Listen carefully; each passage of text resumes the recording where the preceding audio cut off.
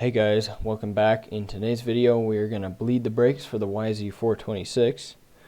I probably should have had this part in last video, but I didn't, so it's going to be a shorter one today.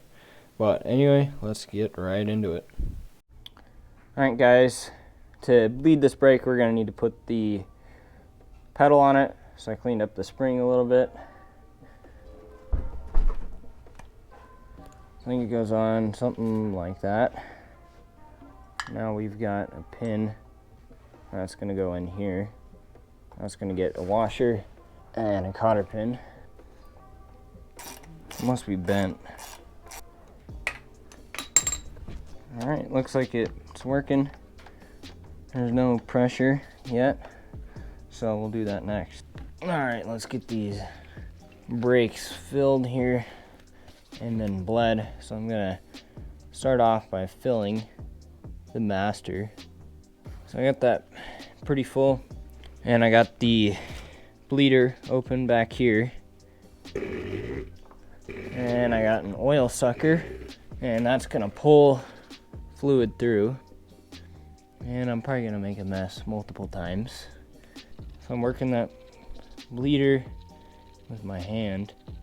When it gets low, I'll kind of close it off and top off the master, open it again, and now I'm going to open it, pump, and then close a couple times and release some of the pressure so I can see if there's any bubbles coming out instead of just vacuum.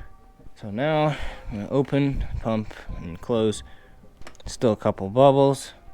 Shit, and there's going to be brake fluid everywhere. I just need to stop making a mess. Simple as that. And I can't seem to not do that. Alright guys, we got the rear brake finished. We finished bleeding it. We got it nice and stiff now. It took a while and we were almost out of fluid, so we were just recycling the fluid back into its bottle. Or we would have been out of fluid a long time ago.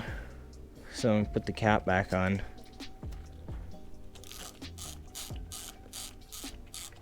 Snug it down a little bit.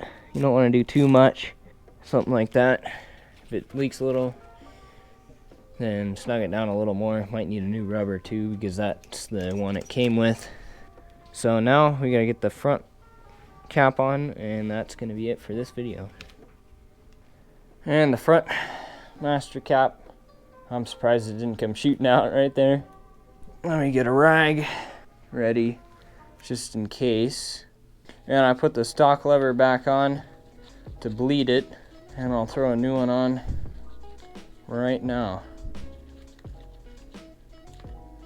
once I get this cap on. Yep, there's a little bit of fluid coming out of that, but that should go away once the pads get broken in, and there might still be a tiny little bit of air left in the system. I think I got it pretty good. This cap looks pretty cool though. I think that's the first aftermarket front cap we've got on any of these bikes. So let me get out the new front brake lever. I'll throw that on, then we'll be done. Alright, so I got a new Tusk front brake lever. I was planning on getting a Pro Taper lever set for this bike, but a little bit too expensive for the budget at this point in time, because we have to get all the other stuff like the plastics, graphics, seat and foam, and all this other stuff. So we'll probably do a lever upgrade at some point, but for now we'll keep it with the Tusk black levers. They look okay and they're fine. They're super cheap, so that'll be good enough for now. So there's a nut that goes on the bottom of this bolt, and I'll get that in a minute. But anyway, that's probably it for this video. So thanks so much for watching. Hope you enjoyed it, maybe learned a thing or two. But anyway, have a great rest of your day.